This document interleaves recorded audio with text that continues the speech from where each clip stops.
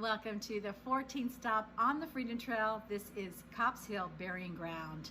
Now, this wasn't originally part of the Freedom Trail when it was created back in the 1950s. However, there were so many tourists that were coming here, they decided to go ahead and add it in.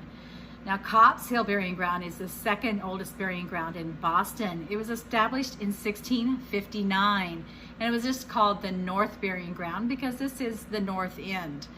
The hill that we're standing on was once called Windmill Hill or Mill Hill because in the 1600s, this is where the windmills stood.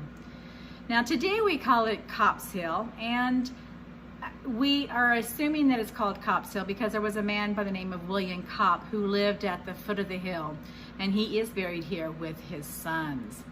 Now, during Revolutionary War times, the British soldiers were using this area as a training ground, and unfortunately, those darn British soldiers used some of the tombstones as target practice. So there are some tombstones where you can actually see where the musket ball indentation is in the stone.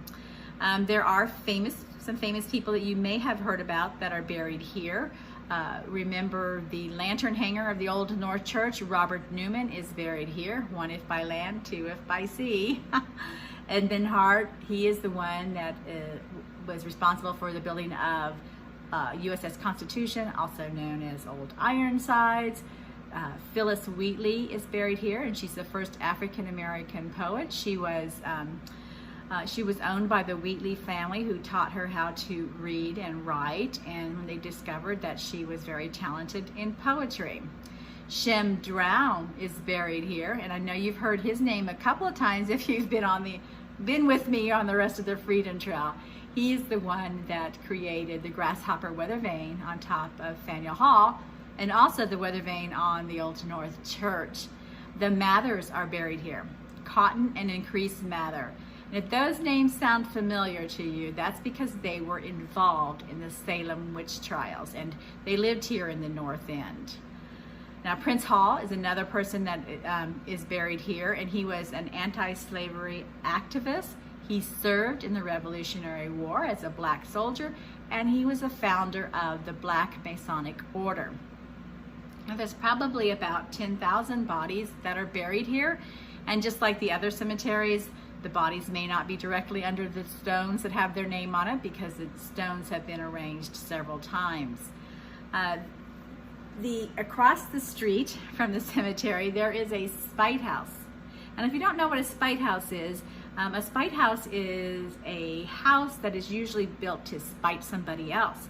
Now, the story goes that there were two brothers, and one stayed back here in Boston while the other went off to the Civil War. While the brother was in the Civil War, their father passed away, and he left the land to both of his sons. Well, the son that stayed behind built a nice, beautiful house situated so that the other brother wouldn't have enough room to build his house. So when he got back from the Civil War, he built his house right next to his brother's house, just right up against it, and his house, to spite him, and his house is 10 feet wide and 30 feet deep and 4 stories high. So it's a very tiny, skinny house. Anyway, so that is that's Copp's Hill for you. We're going to catch you at the next stop at Bunker Hill. See you there. Bye.